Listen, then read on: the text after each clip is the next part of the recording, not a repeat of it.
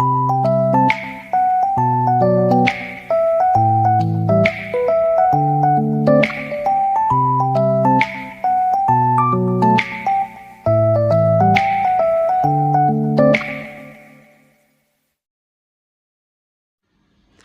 Guys, रेखा coaching classes में आपका स्वागत है।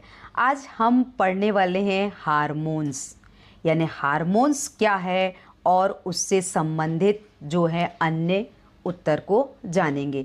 तो हार्मोन्स जो है एक ऐसा रसायन है, यानी एक ऐसा रसायन होता है जो रक्त के माध्यम से अंगों, त्वचा, मांसपेशियों और अन्य ऊतक तक संदेश पहुंचाकर शरीर में विभिन्न कार्यों का क्या करता है, समन्वय करता है। और ये संकेत शरीर को बताते हैं कि क्या करना है और कब करना है।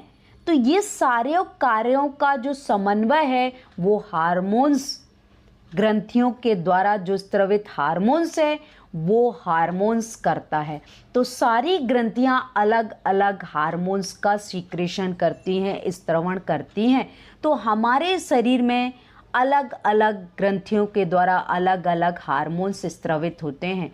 तो इस पोर्शन में, इस पार्ट में मैं आपको सबसे महत्वपूर्ण पार्ट है पीयूष ग्रंथि, उसी के बारे में एक्सप्लेन करूंगी कि वो किस तरह से कार्य करती है और किस प्रकार के हार्मोन्स का स्त्रवण करती है और वे हार्मोन्स हमारे लिए क्या कार्य करते हैं।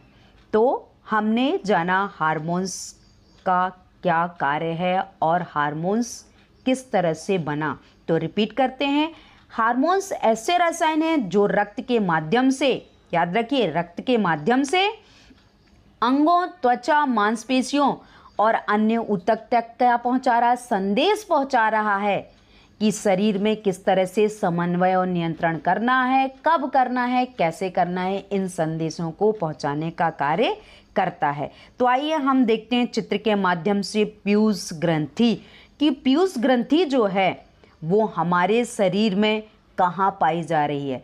तो जो पीयूष ग्रंथि है मस्तिष्क में पाई जाने वाली ग्रंथि है। तो जो पीयूष ग्रंथि है वो हाइपोथैलेमस और पिट्यूटरी जो डक्ट्स है, जो पिट्यूटरी डंठल जो सामान की संरचना दिखाई दे रही है, ये पिट्यूटरी डंठल और एंटीरियर लोब और पोस्टीरियर लोब, ये सारे मिलके पीयूष ग्रंथि का निर्माण करते हैं। पीयूष ग्रंथि के ऊपरी सिरे में जो स्थित है, दिख रहा है, वो कहला रहा हाइपोथैलेमस। यही हाइपोथैलेमस क्या करता है, पीयूष ग्रंथि को सपोर्ट करने का कार्य और आदेश देने का कार्य करता है। तो ये है आपकी पीयूष ग्रंथि। आप देखिए मस्तिष्क में जो पीयूष ग्रंथि है वो किस तरह से एक बल्ब के समान कार्य करती है। देखिए हम देख रहे हैं पीयूष ग्रंथि हमारे मस्तिष्क में किस तरह एक छोटे से बल्ब के समान दिखाई दे रही है। तो ये जो पीयूष ग्रंथि है ये विभिन्न प्रकार के हार्मोन्स का सीक्रेशन करेगी।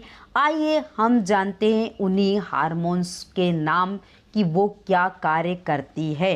तो पीयूष ग्रंथि जो है वो एक मास्टर ग्रंथि है। क्यों? क्योंकि ये जिस तरह से एक मास्टर अपनी क्लास के सारे बच्चों को ट्रीट करता है, वैसे ही हमारी पीयूष ग्रंथि हमारे शरीर के विभिन्न कार्यों को भी कंट्रोल करने का कार्य करती है। तो इस तरह से पीयूष ग्रंथि शरीर की मास्टर ग्रंथि के रूप में कार्य करती है।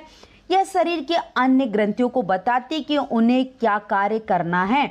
इनमें से कुछ हार्मोन्स शरीर पर सीधा प्रभाव डालते हैं और यह हार्मोन्स जो हैं वो अन्य क्रियाओं को क्या करते हैं, नियंत्रित करते हैं और हार्मोन्स को भी बनाने का कार्य करते हैं।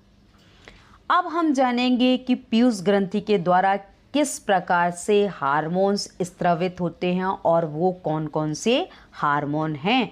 तो ये देखिए जो ये हार्मोन्स हैं पीयूष ग्रंथि के द्वारा स्रावित होने वाला, तो पहला जो हार्मोन्स है वो है वृद्धि हार्मोन्स, जो वृद्धि को नियंत्रित करने का कार्य करता है। वृद्धि को नियंत्रित करने का अर्थ ये होता है कि वृद्धि करने का कार्य करना। यदि वृद्धि अधिक हो तो क्या करना है और कम हो तो क्या कार्य। अब हमारा आता है दूसरा हार्मोन्स, थायराइड उत्तेजक हार्मोन्स यानी थायराइड स्टिमुलेटिंग हार्मोन्स, जो थायराइड ग्रंथि को हार्मोन बनाने के लिए कहता मीन्स प्रेरित करता है। तो आपको ये याद रखना है कि दूसरा हार्मोन्स है TSH हार्मोन्स। तो आपको याद रखना है कि ये जो TSH हार्मोन्स है वो थायराइड ग्रंथि के द्वारा स्रावित होता है और थायराइड ग्रंथि के द्वारा TSH हार्मोन्स बनता है।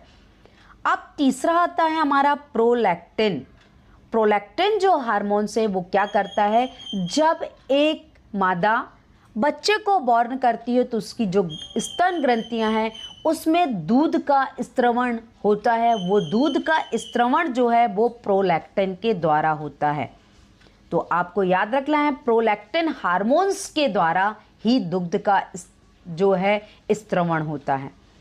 अब अगला है हमारा फोर्थ है एड्रिनोकार्टिकोट्रोपिक हार्मोन्स, जिसे हम ACTH हार्मोन्स कहते हैं।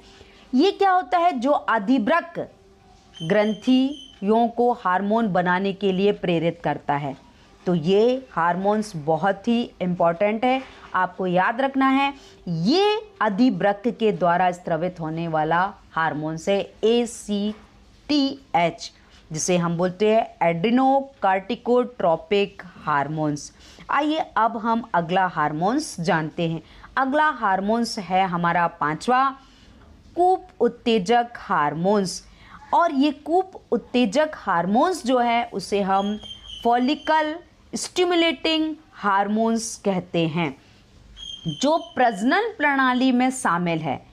तो आपको याद रखना है FSH मतलब फॉलिकल उत्तेजक हार्मोन्स, जो प्रजनन प्रणाली में शामिल है। इसका अर्थ है कि यह प्रजनन के कार्य को उत्तेजित करता है। और छठवा आता है ल्यूटिनाइजिंग हार्मोन्स। ल्यूटिनाइजिंग हार्मोन्स जो है ये भी प्रजनन प्रणाली में क्या करता है, उत्तरदायित्व है। उत्तरदायित्व का अर्थ है कि प्रजनन कार्य को उत्तेजित करने का कार्य करता है। अब जो हमारी पीयूष ग्रंथि और भी महत्वपूर्ण कार्य को करती है, क्योंकि जो पीयूष ग्रंथि के ऊपर आप देख रहे हैं पीयूष ग्रंथि में हाइपोथैलेमस द्वारा नियंत्रित किया जाता है। तो देखिए पीयूष ग्रंथि तो क्या कर रही है, हमारे सारे अन्य ग्रंथियों को कंट्रोल करने का कार्य कर रही है, पर जो हाइपोथैलेमस है वो पीयूष ग्रंथि को नियंत्रित करने का कार्य करती है। अतः हाइपोथैलेमस मस्तिष्क में पिट्यूटरी ग्रंथ के ऊपर पाया जाता है। तो आपने अभी चित्र के माध्यम से देखा था कि पिट्यूटरी ग्लैंड के ऊपर जो पाई जाने वाला जो हाइपोथैलेमस है वो क्या कार्य करेगा, वो पिट्यूटरी ग्रंथि पीयूष ग्रंथि को कंट्रोल करने का कार्य करेगा। तो यह है पीयूष ग्रंथि को पिट्यूटरी हार्मोन बनाने के लिए कहता है। तो इस प्रकार हमने जाना कि पीयूष ग्रंथि किस तरह से कार्य कर रही है। आज की वीडियोस यहीं तक थी। Thank you for watching my videos. अगले वीडियोस में फिर मिलते हैं और हम जानेंगे अगली ग्रंथि के बारे में। अगली वीडियोस में हम अगली ग्रंथि के बारे में पढ़ेंगे। तो आज की वीडियोस के लिए यहीं तक था।